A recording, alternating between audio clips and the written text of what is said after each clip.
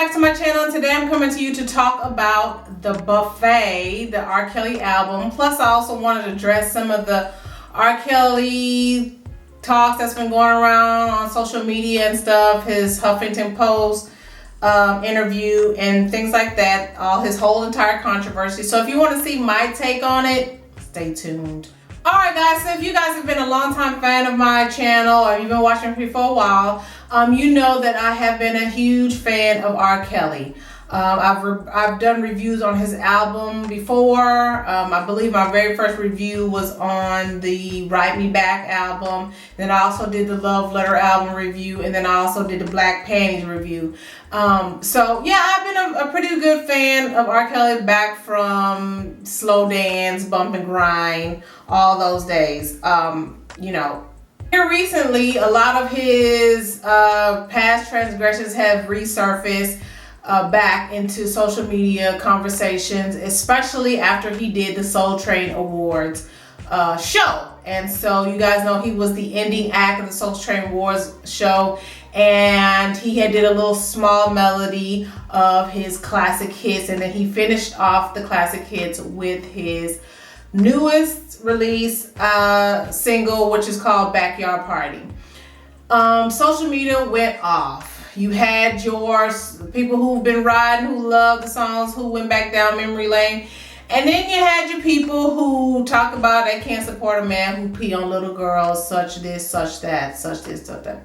So ever since then, it's been like just going back and forth. I mean, it's gotten so bad now on social media where somebody has literally blocked me because of R. Kelly, which makes no sense. But of people going back about people not understanding how people can continue to support him, and or people who cannot believe that people are going through these extreme lengths to get people, as far as like fan shaming, calling people out their names and stuff like that, about people who continue to support R. Kelly. What is my stance? My stance is I have come to the conclusion that I can separate R. Kelly the man, Robert Kelly the man, from R. Kelly the artist. Do I believe he did do these crimes? Yes, I do believe he did.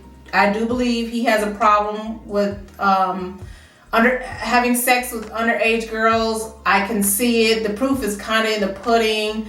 I mean, the allegations are there, and I do believe where there is smoke, there is some kind of fire. Okay, and then we've also had allegations of numerous little girls coming out saying how he would prey on the camp, you know, the high school grounds and things like that. So yes, I do believe he does have a problem. However, I know that I personally have done some things that probably could have gotten me arrested, or, you know, you guys might tend to have a judgment on me with. And so I know that there is a such thing as, you know, you being a human side and falling short and, you know, being a sinner and committing crimes, because I am that same person. But I enjoy his artistry. I'm not really the type of person who come down on people about the things that they do or the things, you know. I do understand that it's bad. I mean, like, I understand it's bad. And you know, he has a lot of sexually charged music, which is kind of why I fell in love with him, because he is very sexual, and I tend to find myself enjoying that kind of music. So I've come to the realization that I am going to be able to separate R. Kelly, the artist, and I can enjoy his music and not support Robert Kelly, the man. And again, too, you know, like what a lot of people say, okay, the girls were grown and stuff, and, you know, the girl know how to fuck, you know, a certain way, so this ain't her first time.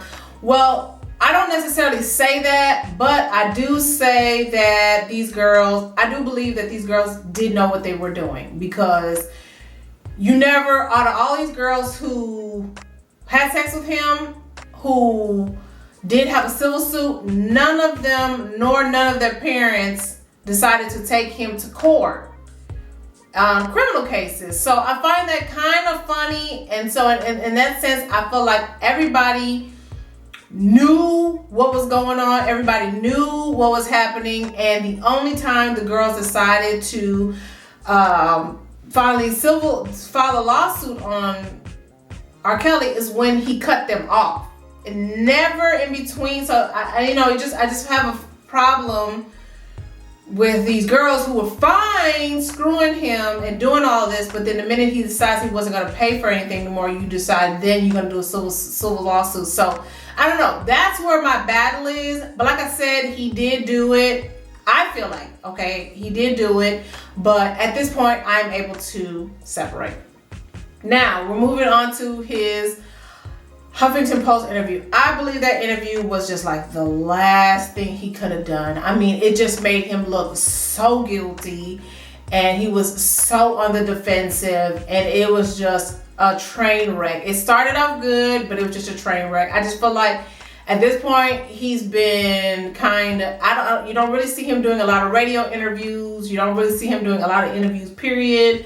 So I think that's just the line he's going to stay. He's just going to have to stay in. He's just going to have to because it's always going to continually come up. And like I said before, especially with a lot of the times, the way he dressed and the way he carries on, no one is ever just going to forget, what you've done, R. Kelly. And then when you did that whole thing when you did that rant about people not buying albums, while what you said is true, it's going to be kind of hard for people to listen to what you had to say, because all they're remembering is your past transgressions. So, I got into it with somebody over that, and I was like, what he's saying is true. And they're like, well, he has no right to say that. Well, why doesn't he have a right to say that? I mean, it is true regardless if he said it, if I didn't say it or not.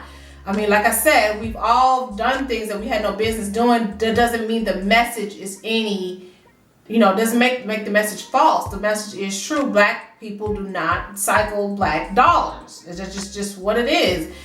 Across the board, even Chris Brown complained about nobody buying his album sales. All the black people, a lot of black artists complain about black album sales. So it's just not R. Kelly with this problem.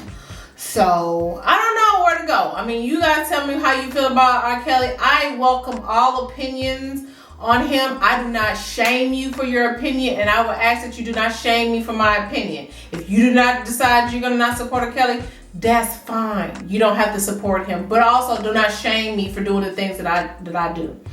Also, he came to Houston in a SWAC for the SWAC. He was going to be the performer for the post-game show for the SWAC. He did not show up, and he posted a little deal on his video on his Instagram saying that he was sick, and the doctors basically said that he couldn't make it. So that was kind of like we spent our money to see R. Kelly, and then he didn't even show up. So therefore, I didn't even feel guilty about bootlegging his album. Yes, I was one of the people that he was complaining about. I bootlegged the Buffet album. I had every intention to buy it, but R. Kelly, when you didn't show up, you pissed me off, and so I just went ahead and bootlegged. I got that thing on bootleg. So here's my quick review on the Buffet album. The Buffet album is exactly what it says. It's a buffet. It is a buffet of R. Kelly's different genres that he's tried. You got country music on there. You got your R&B on there.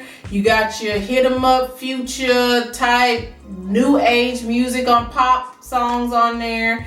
You have your touch your heart songs on there. I mean, it's just a buffet of different songs that's touched on different things that R. Kelly has done.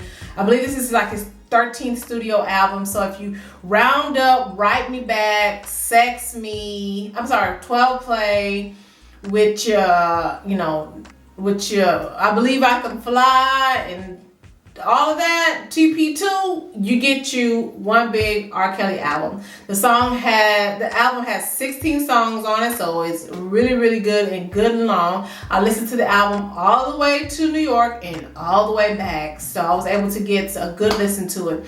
All right, so let's go over the album. The album, so the very first song is a poem. Basically, it's a very nasty poem. R. Kelly doing what he doing, opening introduction, being nasty. The very next song is called Poetic Sex. I mean, it is just as it says. It's kind of like he's using poetry words to talk about having sex. Are we surprised? Anything Goes, that's one of my favorite songs on there. It's kind of like an upbeat tempo pop song. It features Ty Dolla $ign. Love that song, one of those songs. That song I can take on the treadmill with. I'm telling you, I'll be right here with that song.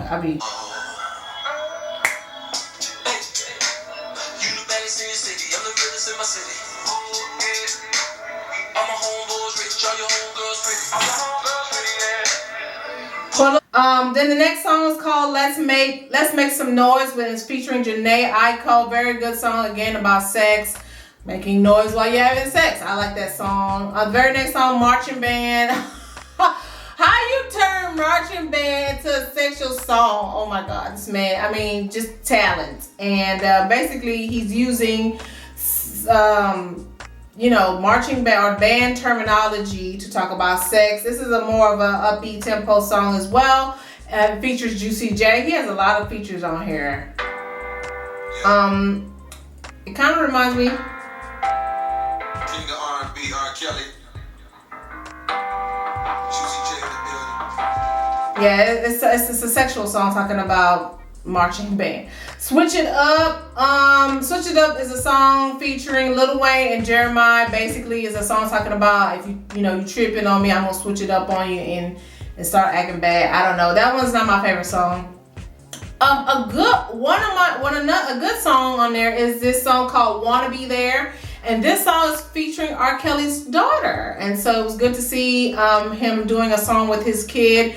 And basically it sounds like a song where he was telling his daughter, I'm sorry, maybe I wasn't there like I should have been. I wanted to be, but know that I'm always going to be there. And then his daughter responding saying, we needed you, we wanted you, I didn't know what to do. And I just want you, I want you to be there. So that's a really, really good good inspirational type of song for a daughter and a father. It was good she could sing, according to this album. Then All My Fault is a song basically with him saying that it was all his fault, he did wrong. Another good song, Wake Up Everybody. Love that song. That song has like a Teddy Pendergrass, Marvin Gaye, Write Me Back. That's that Write Me Back love letter album. R. Kelly, love it. Then of course you have Backyard Party. That's your Step in the Name of Love. Party music. Just the video for it don't really match though, but it is definitely gonna be one of those songs that you always like. The Step in the Name of Love is like that one, or Happy People is just like that one song that people are gonna always play. That's the Backyard Party. Sex Time is just what it, oh my God, I love that song. Talking about having sex. I mean, are we even surprised? Let's Be Real Now is and he has a feature Tashani on that one, and that one is about two a girl and a guy arguing back and forth. Let's be real about the relationship, be straight up with me. What is it about? And I just want to thank you. How'd that one go? That one I'm not really fond of. It's featuring Wizkid. I'm not really fond of, but it does have like a Caribbean wind your waist type of calypso type of beat. It's really good. It's okay. I wouldn't pick it for my favorite. Keep Searching. Love Keep Searching. It gives me, I'm pulling Michael Jackson out of that one. Again, another love letter, Write Me Back album. It's very Michael Jackson-y. And then I tried to be better. I tried to do good things, and just basically him singing out to his girl. I tried, and I'm going to try, and I always want to try to be better for you. And the last song is called Barely Breathing, which is kind of like a country music song. I'm not really too fond of that one, but I don't even know why he threw it on there. The man said he did like 300 songs for this album. Why did you pick that? I don't know, but I skip it every time. So that's pretty much it, guys. My battery's about to go dead. That's why I'm rushing through this video. I hope you guys enjoyed this video. Leave all your comments below. Don't forget to subscribe, comment, follow me on Instagram, Facebook, Twitter. I don't even have a Twitter, guys. Thanks for watching. Bye.